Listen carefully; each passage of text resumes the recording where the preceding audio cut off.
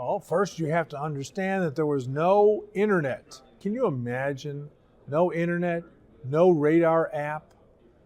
There was no information. Once you left your house, the only other information you could get was via radio. And if you'd stop at the National Weather Service, back in those days, they allowed people to walk into their offices, and you could request a P25, which is a surface map that you could analyze, or you could do it the old-fashioned way, which is sit at the teletype and hand plot. Hodges, Texas started out as kind of a typical dry line style chase, and it wasn't too far from the Dallas area where I lived, and so I decided, well, let's just head out towards Abilene. I figured that would be a good place. Tim Marshall, Phil Sherman, and myself were on the chase that day. So we got in the car and we headed out. I don't think we had high hopes of seeing a tornado, but like most chasers, you want to go see storms and maybe see what you see. I do remember stopping at the Abilene Weather Service and doing the, Tim did all the forecasts, and obviously I'm not a meteorologist. The temperature dew point spread was pretty high, so that meant that we had a high base scenario going on. But, you just got to go out and chase. But we got out on the road like that, and we actually run into a person I hardly ever see on the road. I've been known him since '79. That was Dave Hoadley. Several towers were going up around us about 3:30, 4 o'clock, steep and bent over really strongly, and you could see the shear just rotating around the towers that went up into the small anvils. So we worked our way down towards just west of Hodges, Texas. So this is only about 10 miles northwest of Abilene, so it's basically like a suburb of Abilene, but it's out in the country, and everything's flat and farm-worthy. We stopped just west of the core of the storm that was starting to build, and it was very small, kind of tight, and we got out and we looked up. About that time, Tim Marshall and Phil Sherman and Roy Britt drove up in Roy's car, and everybody greeted each other. We were happy to see your friends, and everybody's looking at the same thing. It's nice when you have multiple chasers at the same storm. You feel a little more confident that, okay, either we're in for something good here, or we're all going to bust together. And then I won't feel so bad, because really, if we all bust together, we all made the same mistake, okay? We later learned that Howie Bluestein was not too far away. I don't remember too much about the synoptic setup. Somehow we ended up southwest of Oklahoma in northwest Texas near the town of Hodges, and the storm came up. And of course, back in those days, without radar information, a good day is one where you do everything visually. You see the storm go up, and if you're lucky, there's one storm and not 7 storms. I remember there was one storm. I don't think that there was a question about which storm to go to. There was one storm there, and we went towards it, and it was just absolutely spectacular. Tim was looking at the storm while I was taking him on my video, and he said, "Yeah, that is rotating. That is turning up there." Look at that. The ground, that's all. Yeah, that is really rotating around there. Is it really? We all began to position ourselves around the storm, around the south side and the southwest of it. And then things started happening. We started seeing some rotation in the base, and that was nice to see. And then it started to have a funnel descend, and Alan Moeller went really ballistic with that. I mean, he gets really super excited. And then maybe 2,000 feet down on the ground, there's this dirt starting to turn. And somebody, I think it was Al Moeller, called out, he said, "Tornado!" Look, tornado!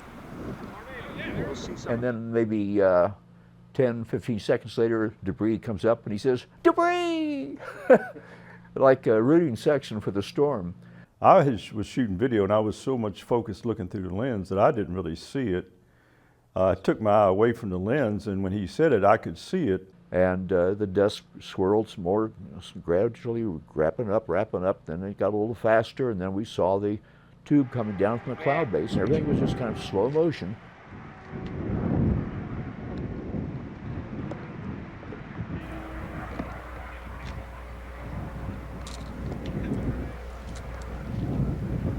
David Hoadley, I remember him exclaiming, well, why are we all here at the same place? So he drove down, I don't know, a mile away or whatever, to get a little different perspective, because he was thinking about all of us getting the same picture. Edward Kike and I decided we'd go a little further east. So we left the crew that was there already, and we drove just a mile or two east to get a little better inclusion of the whole tornado up to the cloud base in the ground. We were too close to it before to do that without raising our cameras. So we wanted to see it all in one. That's the best tornado I think I've ever seen. The tornado was one of the most easily visible I've ever seen. And it had a beautiful reddish-brown debris cloud at the bottom. And we took videos and slides and all sorts of things. And we also had the radar pan left and right across the debris cloud in the tornado. And it moved due south. It was one of those weak wind aloft days. So the storm just kind of drifted slowly south and put on a heck of a show from us for a half a mile away. You know, we were so close you had to pan the camera up and down because side to side, get the tornado in, and we were that close to it. Tried to shoot video. It was difficult to do because I was, panning up almost overhead and then back down and all that. So it was one of my best chase days as far as things coming together. And I understand from other chasers that I talked to later, and the whole country, I think there was only 2 tornadoes that day. So I've got some nice still pictures of the tornado, especially it started to rope out from the base to come where it came out of the cloud. Nice tight little worm tube coming down to the ground. Just very scenic and very harmless, basically, for anybody around there. So we had a good time, and we remembered that tornado day. Roy has for many years, and I have too. We've seen other tornadoes since then. We've seen large ones, wedges, brief ones like that. But for scenic, calendar quality tornado, that's what we really remember most of us. I'm gonna have to, got one shot left of this roll. All right.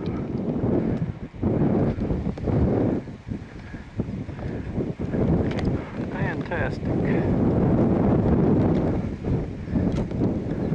Now, while we were there, it turned out that the tornado struck near somebody's house.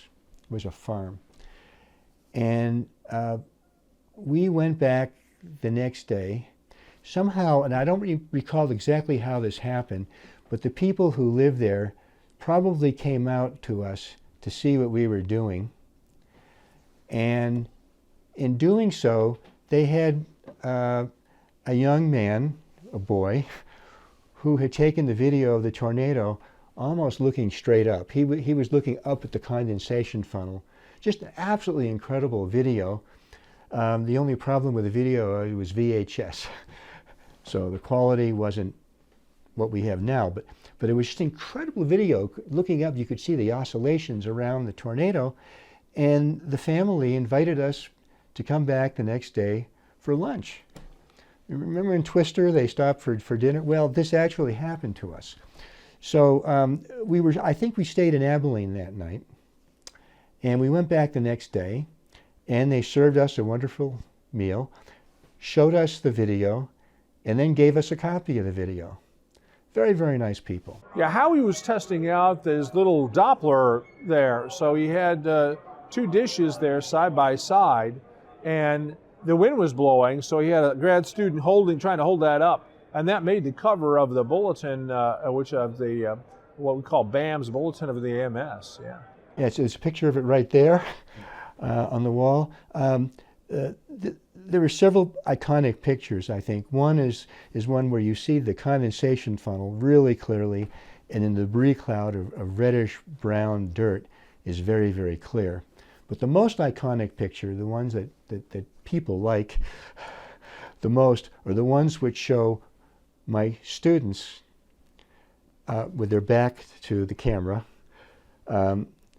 looking through the bore sight of the camera, which is mounted on the radar. When Twister was made.